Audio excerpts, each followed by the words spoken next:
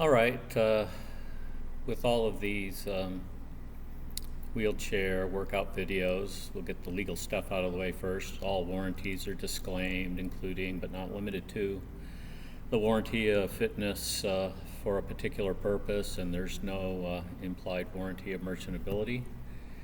All you users will hold me harmless and indemnify me against any and all losses you may have as a result of your use of these videos.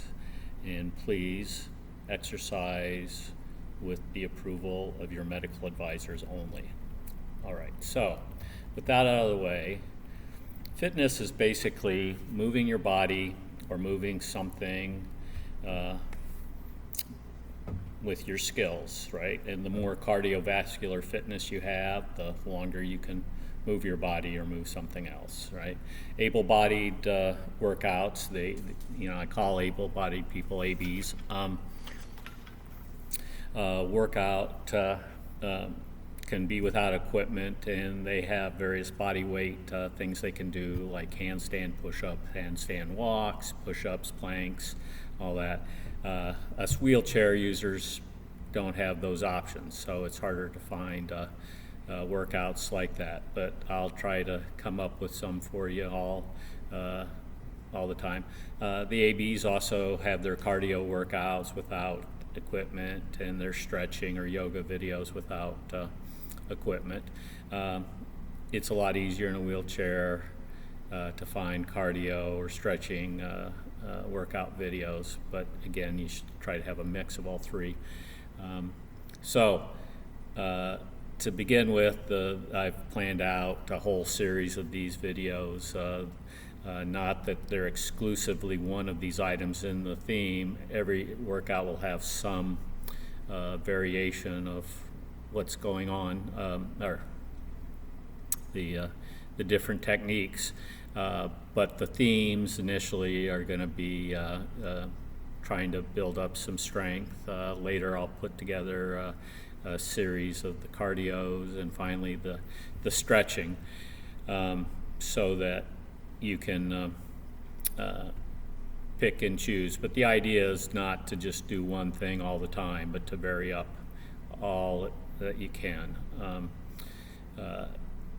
Because we're pushing our wheelchairs, we really concentrate a lot of work on our pectoris majors and our anterior deltoids. So for the most part, the workouts I'm going to do won't reinforce those, because we're already contracting those quite a bit, and it pulls us down, but rather be opening us up with your lats, latissimus dorsi, the posterior deltoid, the rhomboids, the triceps, the trapezius, improve our rotator cuff motion, take away the impingement by strengthening, contracting those muscles back there, recruiting those, should be improving our posture and also our breathing capacity. Always, and I'll say this during the exercise videos, and by the way, this is video 0 before we start the first one. Safety first. Don't do anything in an unsafe way, right? I know we all have our anti-tippers either tipped up so that they don't drag on curbs when we go over them, or we don't even put them on just to get rid of that 8 to 10 ounces of weight that they are. Have them on, because you're going to be putting your arms and reaching back, and you're just going to create a center of gravity that could be a little bit farther back than you're used to, and it's better to have your anti-tippers on and then not tip. Safety first. Also, if you get to a point in a workout where you're not maintaining the form at that time, your workout's done. All you could do is hurt yourself. And I know people will say, oh, but I'm trying to build up endurance. No, you built up your endurance when you took yourself to that point you could no longer do it. And later you'll be able to go farther. But at that point, if you're not doing the form as prescribed, you're not getting the benefit of the exercise, you could possibly hurt yourself. And any perceived incremental benefit you could possibly get out of that will be more than offset by the losses you'll have when you're resting extra days because you pulled something or strained something, or if you actually injure yourself while you're in the hospital, because you're not going to be doing workouts when you're in the hospital, right? Nothing good happens in the hospital. So safety first all the time. You should try to do a variety of workouts with different emphasis around your body. Again, as a T4 paraplegic, there's not a lot of different places I can work out, but still move it around, right?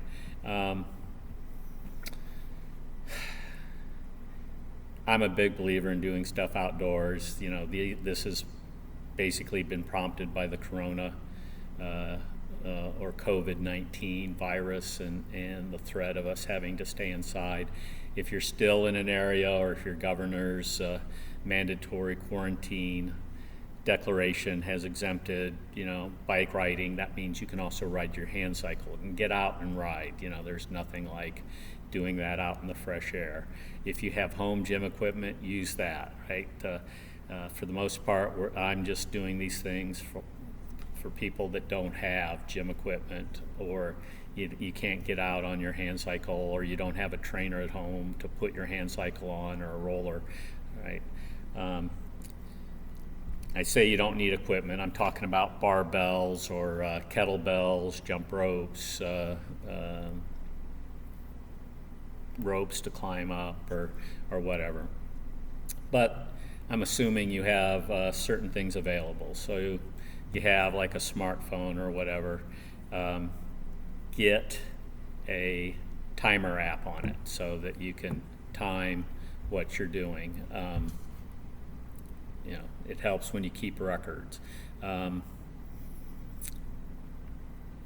don't sweat below my chest, so I get hot real quick. So it's always important for me to set up a fan and be blowing cold air by me. I'd say the same for you, right?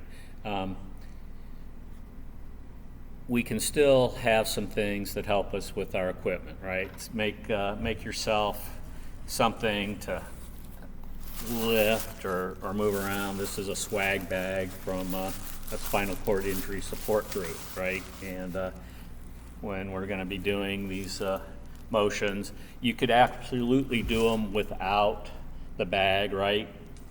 Just pantomime holding your bag of potato chips, and you don't want to crush them. But this gives you a little more resistance to work on, right? And you can put anything in these. Put your dirty laundry, put the swag t-shirts you get from various events.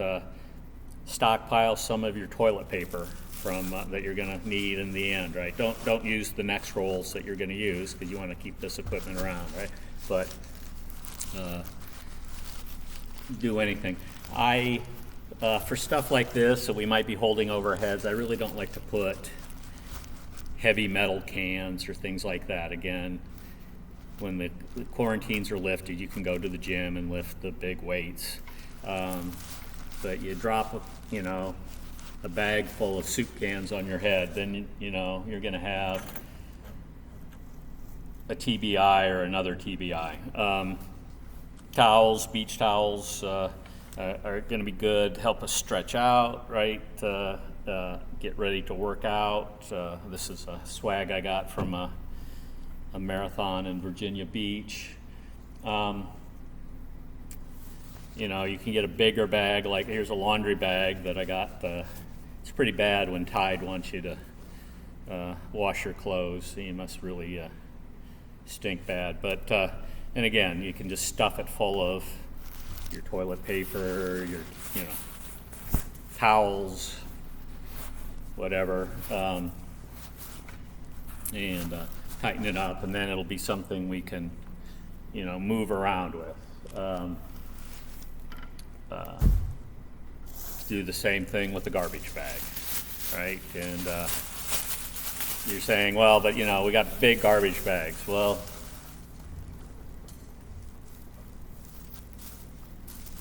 Put whatever load you're going to do in there.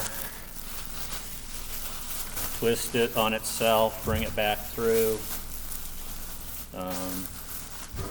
Tie it up with a bungee cord.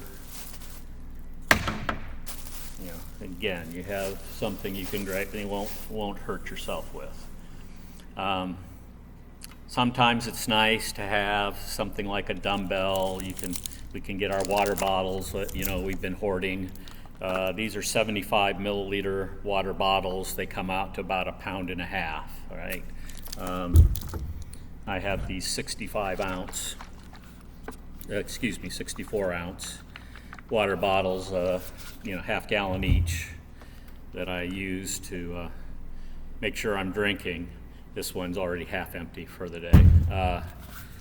This one is still reasonably full. When it's full, between the couple pounds it weighs and the 4 pounds that the water weighs, it can be a total of 6 pounds to use, right? But if I'm not up to doing 6 pounds, I could have less water in it, right? The lightest this could be is 2 pounds. So you got 1.5 pounds. There's even smaller water bottles. You know, here you could use a can of beans or whatever, because you're not going to be hopefully dropping it on your head. But, you know, if your grip can't hold it certain, don't use something that's going to put a dent in your skull. And again, any of the motions that I might do with those can also be done without them. It's just if you want to kick up the resistance a little bit. There might be a time when it might be nice to have a broom or a mop handle, right? So go find your broom that you stood up for the video that you did of standing brooms, and twist the head of the broom off, and then you'll have that. And don't forget, you might have gotten some stretch or resistance bands from when you were in rehab or from a physical therapy session sometime. Those are great for helping to warm up, or, you know, getting the body loosened, and that's it. So that's the equipment for my no equipment workouts, and we'll see you in the future. This is the end of the initial video, or video 0 as I'm calling it. See you soon.